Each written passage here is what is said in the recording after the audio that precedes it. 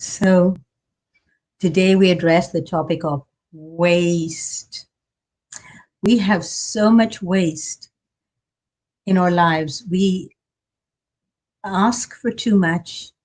We demand a lot. And then we do not understand what it is that we want from ourselves and why it is that we want more of everything. I honestly do not understand why we do not get much simpler solutions for bigger problems. I'm not quite sure why it is that we buy so much food all at once when we can only eat sometimes just a small portion of it. So when I was growing up, I remember that we actually every day we would buy food from scratch. Every morning we would buy all the ingredients for the breakfast and then we'd make the breakfast. Every day we would actually eat what we had and finish it off. And the next day we would start from scratch again. When I came to the United States, I was stunned to see these huge trolleys, these big carts that people would fill up. And sometimes it was overflowing. And I always wondered, why is that? Why? They must have a lot of people, only to find that some of them were only two people, some people were only one. But there was this huge amount of things being purchased all at once. And then I found out too that most people do not buy fresh food each day, that they actually buy for the week. Some people buy for more than the week. And I was a bit disturbed by that because I thought it's not fresh anymore then. If we're purchasing fresh food and we're buying much more than we can eat within a day or two, then we don't even know the amount of time that it took for that food to get to the shelves where we're buying it. That could have been 3, 4, 5 days. By now, most of the life force in that food is diminished. And it's no wonder that we all are feeling hungry all the time because we're undernourished. I find that a lot of people in the US are overfed and undernourished. And we're throwing away. There's no away, there's no place for it to go except for what we call a landfill, which really doesn't disintegrate very quickly. And because we're purchasing things that are not biodegradable. And so we don't do composting. That needs to be a national priority, composting. I know when I was in Toronto the last time, one of my friends who was a living food chef was a bit annoyed because she was living outside of Toronto and she was annoyed that the city only picked up the composting once a week. And I said, you are lucky the city even picks it up, because where I live in the United States, there's no such thing as the city coming by and picking up our compost. So it's all relative, of course, in what we're used to and what we give our priorities to. However, I think we all need to start asking for what it is that we really need, which is we need to start focusing on how much we're destroying ourselves and everything else and every other living being on earth with us. We must stop producing so much waste. We produce it every time we purchase it. So every time we purchase something, instead of asking, do I really need this? Will I be using this in the very near future? Or one of the things that really astound me is that people have storage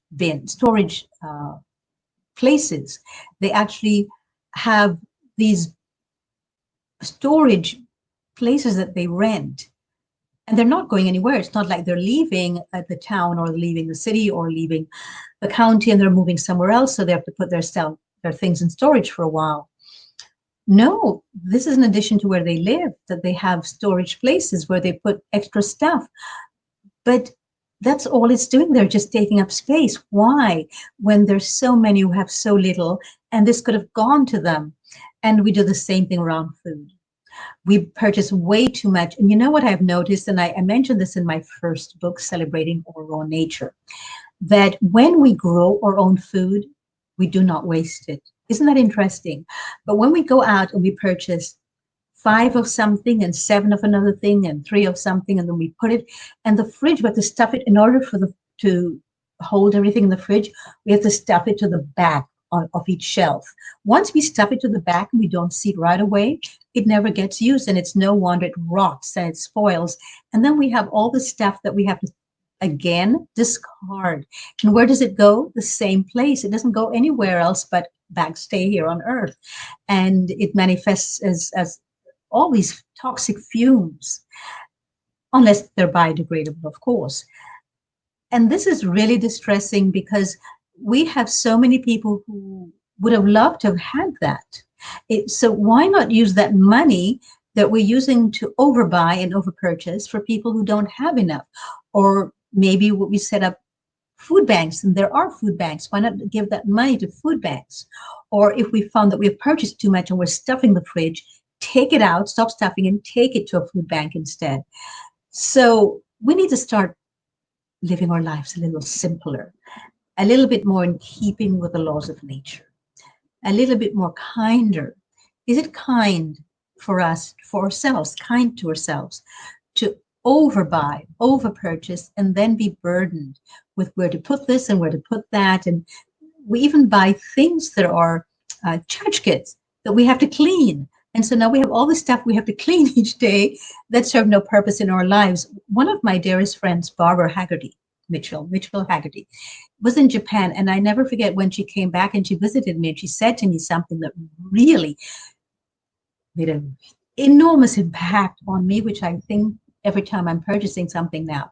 And she said what she was really impressed with about Japan, and when she went to the Japanese hotels, which she found very beautiful and artistic, was that every single thing in the hotel, or in the hotel room, or in the bathroom served a purpose. There was nothing there that was not utilitarian.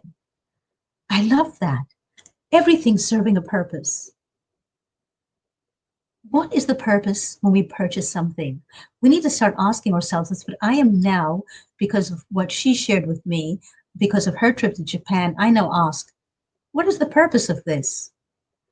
What purpose will this serve in my home and in my life? How will this add to my life, me purchasing this? And it has helped me a lot to stop over purchasing, because I too, even although I used to live a very simple life, came to the point where I was over purchasing, overstuffing my home, overstuffing my office space, overstuffing my bags. It's just a bit much. We cannot buy ourselves out of our own misery. We cannot buy ourselves out of our discomfort. There's not enough things to buy that will take it away. We have to confront the discomfort, and go towards the root of the misery and address it, and stop creating more lack on earth. Every time we purchase something, we're saying that this is mine. We claim it as ours, which means that there's less of that for someone else on earth. And I would think that we'd want to share. We'd want to make sure that if something gives us pleasure, that we would share it. So maybe after 2 weeks of realizing we're not using it, maybe we give it away. Don't wait for 3 months or once a year. If after 3 weeks, 3 weeks of not using it, we've not used it, chances are we won't ever use it again. So please do not fall victim and prey to the consumerism with which we're now addicted. Please think about how we get ourselves in debt, not just financially, because there are people who have the money and will keep doing this, but how we get ourselves in debt on a much deeper emotional and very mental level. And what if we use that money instead to only purchase things that serve our highest evolution, things that would nourish us and help us to heal and repair the brokenness and the wounds? First of ourselves, because we must heal ourselves first before we can heal others, and then we extend it to others as well. So think about overbuying. Maybe start growing your own food, and maybe you will not be shopping so much. It's okay to be hungry. If you're hungry, you can always go and purchase some more, or you can grow some more, or you can even go to a neighbor and say, do you have some of this, whatever it is that you want at the moment, and then you return it to them afterwards. So please think of living a simpler life. To me, that's real elegance, is being simpler, being more mindful, being more artistic, bringing more beauty into our lives. And beauty is not what we buy. It's how we use what we already have and how we use our own lives to enhance the lives of others. So please, I welcome your comments and your suggestions, especially your solutions and your suggestions.